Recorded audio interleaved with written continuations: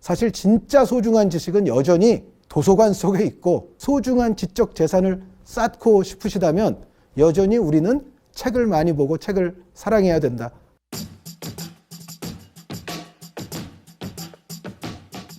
시청자 여러분 안녕하세요. 저는 KBS 축구 해설위원 한준이라고 합니다. 사실 저는 축구 자체를 선수로서 뛰었던 사람은 아니고요. 자연과학, 인문학, 예체능 순으로 모두 두루 섭렵한 전인적인 인간 중에 한 명이라고 제가 나름대로 자평을 하고 있습니다만, 어쨌든 오늘 시청자 여러분들 앞에 이렇게 서게 돼서 대단히 영광으로 생각합니다. 축구 해설에 입문한 이후로 너무 일정이 바빠요. 책을 별로 못 읽으면서 산 지가 오래됐고, 제가 그래도 소시적에는 다양한 책들을 많이 봤었고, 오늘 제가 여러분들 앞에 그래도 가지고 나온 책들은 좀 다양합니다. 제가 처음에 전공을 했던 철학, 그 가운데에서도 저를 처음 철학의 세계로 인도했던 과학 철학의 명저 하나를 여러분들께 소개를 하고자 하는데, 그것은 토마스 쿤의 과학혁명의 구조. 이 책과 더불어서 제가 감수한 책입니다. 비교적 이제 최근에 나온 책인데, 좌익 축구, 우익 축구라는 책을 또 한 권 들고 나왔습니다. 그리고 이제 마지막으로 말씀드리고 싶은 책은 또 제가 저의 인생에서 그냥 좋아하는 책이 있습니다. 신선하게 느끼실 수도 있을 것 같은데요. 저는 만화책을 들고 나왔습니다. 배트맨 The Dark Knight Returns라는 1986년에 나왔던 만화의 역사를 또 한번 바꿔놓았던 명조라고 볼 수가 있겠는데요. 이 굉장히 제가 존경하는 가공인물이 바로 배트맨이기 때문에 여러분들께 이 책을 또 소개해드리고자 합니다. 토마스 쿤의 과학혁명의 구조는 그 이전까지 우리가 과학에 대해서 지니고 있었던 통념을 멋지게 깨트렸던, 정말 새로운 시각을 제시했던 지성사의 명저라고 볼 수가 있겠는데요. 많은 과학 철학자들은 이렇게 해석을 했습니다. 과학은 합리적이고 논리적이고 누적적이고 축적적이고 발전적인 그러한 방향성으로 이동하는 것이기 때문에, 우리가 과학에 대해서 지니고 있었던 통념이라고 한다면 토마스 쿤이 얘기하는 과학의 어떤 변천 과정은 그렇지가 않습니다. 과학자 사회가 A라는 패러다임에서 B라는 패러다임을 선택하게 되는 이 과정 자체가 100% 합리적이고 논리적인 요소들에 의해서만 결정되는 것은 아니라는 이야기를 이 책에 쓰고 있습니다. 실제 과학의 역사에서 어떤 일들이 디테일하게 발생했는지를 사례 연구를 하면서 실제적인 과학의 역사를 들여다봤을 때는 그렇게 일어나지 않았다라는 점을 제시했고, 그것을 자신의 특유의 패러다임 시프트로서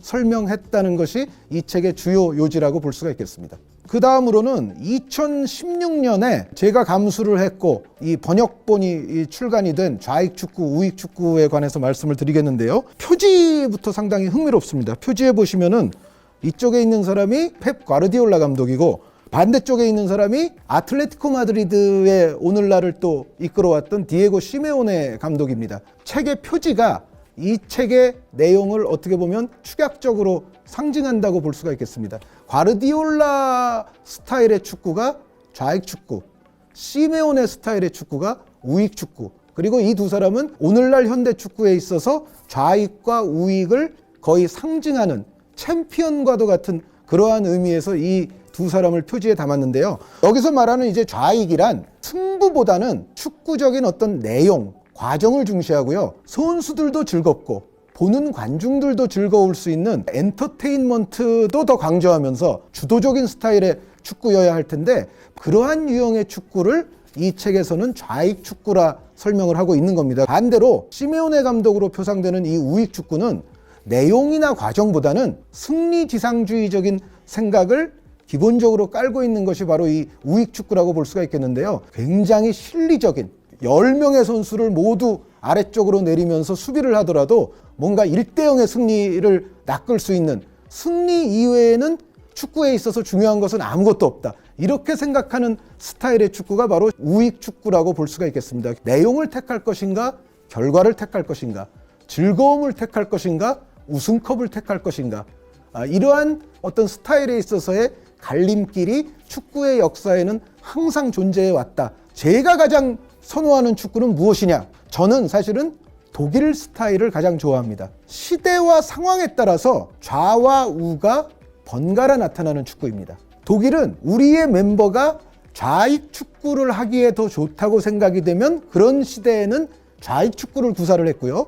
자신들의 멤버가 우익 축구에 더 걸맞은 그런 시대에는 독일은 우익 축구를 구사를 했습니다. 축구가 그렇듯이 우리의 인생에서도 사실 적용이 어느 정도 된다는 생각인데요. 어떻게 보면 좌익 축구는 이상향의 축구, 꿈을 쫓아가는, 꿈을 좇는 그러한 축구가 좌익 축구라고 볼 수가 있겠고, 야, 꿈이 밥 먹여줘? 밥이 있어야 밥을 먹을 수 있는 거야. 현실을 마냥 외면하거나 등한시할 수 없다. 그런 관점에서 보자면 좀 부족한 형편 속에서도 뭔가를 쟁취해내기 위해서 혼신의 힘을 다하는 그러한 것이 또 우파 축구의 이면이라고 볼 수가 있거든요. 좌익 축구, 우익 축구라는 책을 통해서 이러한 것을 마치 이제 독일 축구처럼 잘 조화시키고 우리의 인생에 있어서도 뭔가 좀 교훈이 될 수 있는 그러한 이야기를 축구를 통해서 이 책이 하고 있지 않나라는 생각을 하겠습니다. 마지막으로 가져온 책은 배트맨 더 다크 나이트 리턴스라는 책인데요. 이 책은 사실 굉장히 오래됐습니다. 마블 시네마틱 유니버스가 전 세계적으로 엄청난 성공을 거두면서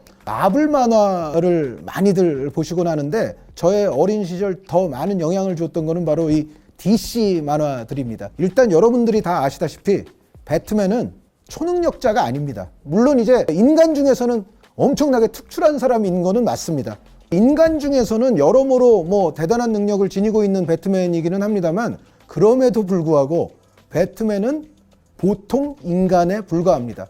결국 배트맨은 모든 적들을 미리 관찰하고 연구하고 공부하고 정말 하나부터 열까지 철두철미하게 미리 준비하고 계획하는, 저는 이것이 제가 방송 활동을 할 때도 상당히 와닿는 바가 있어요. 그러니까 축구 중계를 하다 보면은 좀 작은 경기들, 생소한 팀들도 중계할 수 있는 기회들이 많이 있습니다. 그런데 저는 정말 뭐 큰 경기, 큰 대회를 하든 많은 사람들이 알지 못하는 정말 생소한 팀들을 하든지 간에 똑같은 힘과 열정으로 그 중계에 대해서 준비를 하고 대비를 합니다.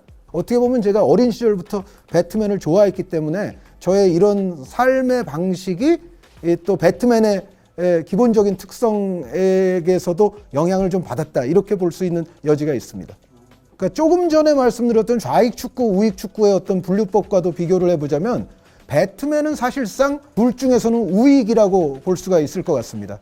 결과가 자신이 원하는 방향으로 나올 수 있도록 계획하고 들어가는 우익 축구를 한다, 이렇게 볼 수가 있겠고, 우익 축구를 상대적으로 좀 약한 팀들이 아무래도 구사하게 되는데 배트맨이야말로 모든 다른 히어로들과 비교했을 때 가장 약한 존재이니까 배트맨이 사실 우익 축구스럽게 모든 일을 처리하는 것은 굉장히 합리적이다, 이렇게 평가를 해야 되겠죠. 악당이 배트맨을 공격할 때 이제 조롱을 했어요. 야, 너는 슈퍼파워가 하나도 없잖아. 그때 배트맨이 뭐라고 했냐면 I have one superpower. I never give up. 나 슈퍼파워? 나 초능력 한 가지 있는데 나는 끝까지 결코 포기하지 않아. 이거는 우리에게도 시사하는 바가 많이 있을 겁니다. 힘이 없더라도 계속 그 목표를 향해서 나아가게 되면 그거야말로 정말 소중한 슈퍼파워가 아닐까라는 것을 또 곱씹게 하는 배트맨의 명언이라고 볼 수가 있겠고, 저는 요즘 이제 학생들에게 강의를 하거나 강연을 할 때 꼭 이런 말을 하는데요. 요즘에 또 많은 젊은 분들은 모든 지식을 그래서 인터넷이라든가 스마트폰을 통해서만 얻으려고 하시는 분들이 많은 것 같아요. 그런데 사실 진짜 소중한 지식은 여전히 도서관 속에 있고, 소중한 지적 재산을 쌓고 싶으시다면 여전히 우리는 책을 많이 보고 책을 사랑해야 된다라는 말씀을 마지막으로 꼭 드리고 싶습니다.